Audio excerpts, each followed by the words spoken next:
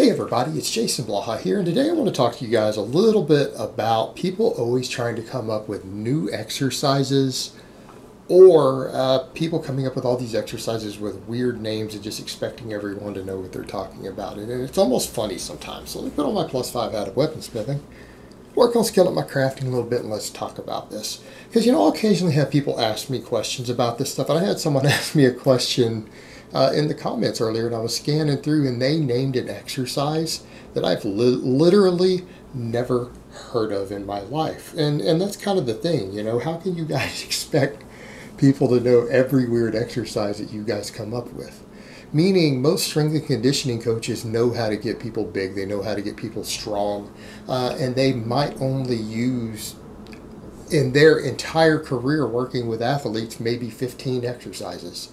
And you need to put that into consideration. And I would actually say 15 exercises is a lot of variation. That's a lot of variation. Most athletes are never going to need that many to develop maximum size and strength. And people need to understand the basics are the basics for a reason. It's because they work. And exercises have been selected over the years by coaches who know human physiology, they know human biomechanics, that will transfer over to either putting the most muscle on you, the most strength on you, give you the most power out on a playing field. Meaning these things have been selected and tried and true for a reason. People say, well, maybe you come up with new stuff. Well, in some cases, yes, but odds are most of you, and even most people out there giving advice, don't necessarily have enough knowledge to actually really replace anything that's already out there. And I'll get to the point of boredom in a minute. Some people want to try new stuff to deal with boredom, and in some cases that can be counterproductive. But what people need to remember, you'll hear about a new exercise, like people will talk about, oh, these guys are doing a Z press, which I'm not very impressed with. I think that's a gimmick. I think that's something coaches have just started talking about again a year or two ago or whenever it started coming out, just to have something new to sell to people, right? So look at what we came up with, this new form of overhead press. That's a gimmick, guys. That's used to try to sell you programs or write articles for T-Nation. It doesn't mean it's anything better. In fact, I would argue I don't think the Z-press brings anything to the table, even from a safety perspective, that the standing press doesn't do. In fact, if you learn how to do the standing press correctly, it's probably going to be less risk of injuring your lower back than the Z-press will. And it brings more muscles into play.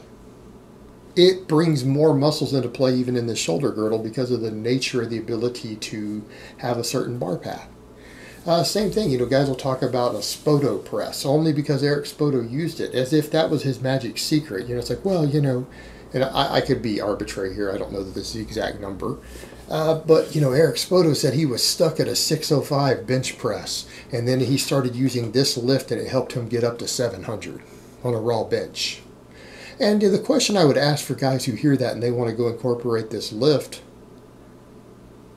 wouldn't it be really nice to be stuck at a 600 bench press? I mean, how amazing would that be for everyone but maybe the top 7 or 8 bench pressers in the world to be stuck at a 600-pound bench press?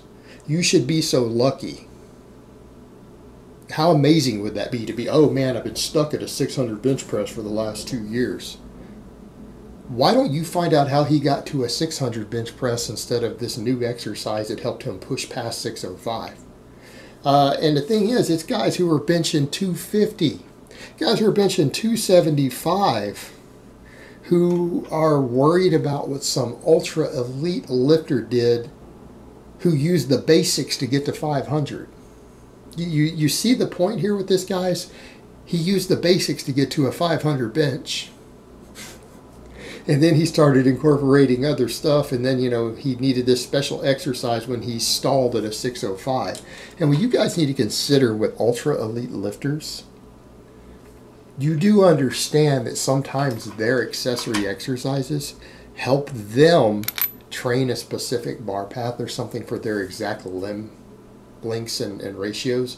Meaning maybe the Spoto press, because he found that he needed to train himself, and I'm just putting out as an example, it doesn't mean this is the case, so don't take this at face value, that maybe he found that he could get a stronger bench if he learned to, off his chest, press the bar up higher, 4 inches off the chest, right?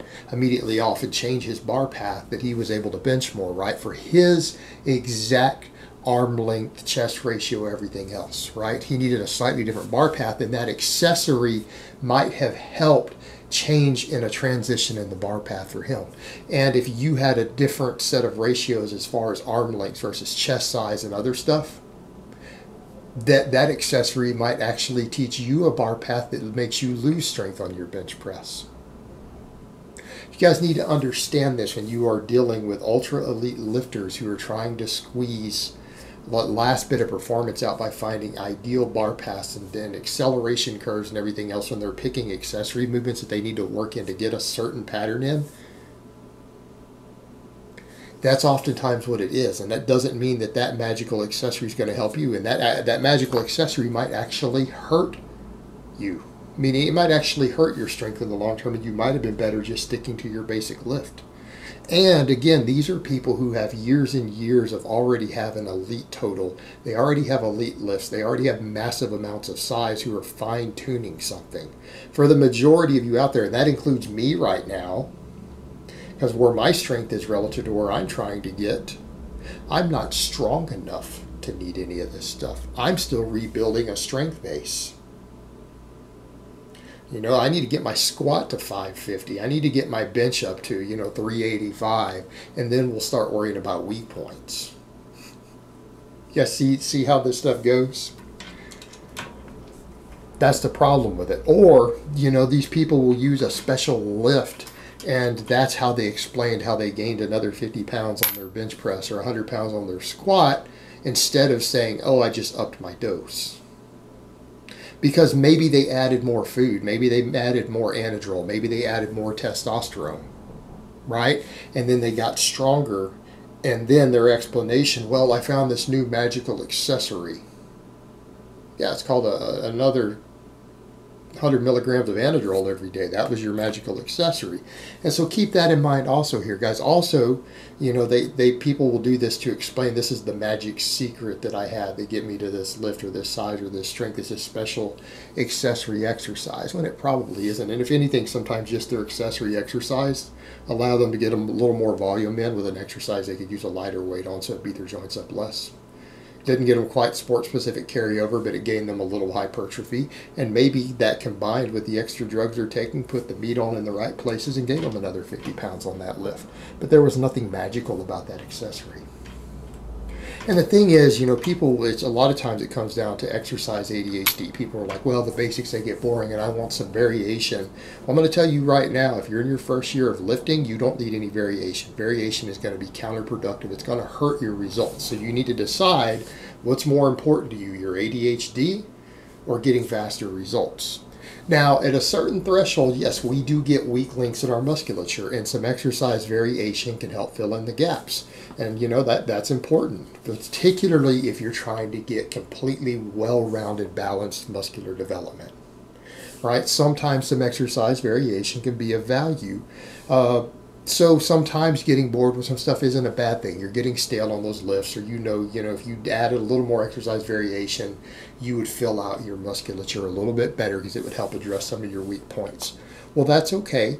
But do you really need a Z press or a Spoto press or a Zimbabwe squat or a Jefferson deadlift or whatever stuff people come up with, a Bulgarian split squat? Well, because my back is really becoming a weak link and I need more leg development. So you want your legs to be disproportionately strong versus your back and core? Because that's all you're going to possibly achieve with that. And then you're going to have to do more corrective exercises to get your back and core up to strength because you did a bunch of Bulgarian split squats. Now you're imbalanced for your other squats and deadlifts and things. That's not beneficial. That's stupid. And you know what? Bulgarian, yeah, let's just spin it off of Bulgarian training. We'll throw the name Bulgarian and Bulgarian split squats. I mean, what a joke. What a joke. Marketing. I want to look into who marketed and sold the Bulgarian split squat and went around the country marketing it and getting paid for seminars to discuss it as a magic secret. It was a marketing ploy. That's all it is. It's all that exercise ever was. Man, somebody had to say it. But here's the thing. All right, you need some exercise variation. All right, you're tired of chin-ups for a while. Okay, incorporate some pull-ups. It'll still help you get stronger on your chin-ups. It'll give you a little bit different muscle. Might fill out a weak link in your back somewhere, right? Might change a weak link in your arm somewhere. Hey, that's great. There's no problem there. That's a good exercise variation. You need some variation. You're bored with it. Okay, switch from a chin-up to a pull-up. Tired of pen lay row? Switch to an underhand grip pen lay row for a while. That's fine. That's a good exercise variation. You're tired of your bench press. Okay, do some floor press. Do some weighted dips. You're tired of the strict standing press. Do some push press for a little while.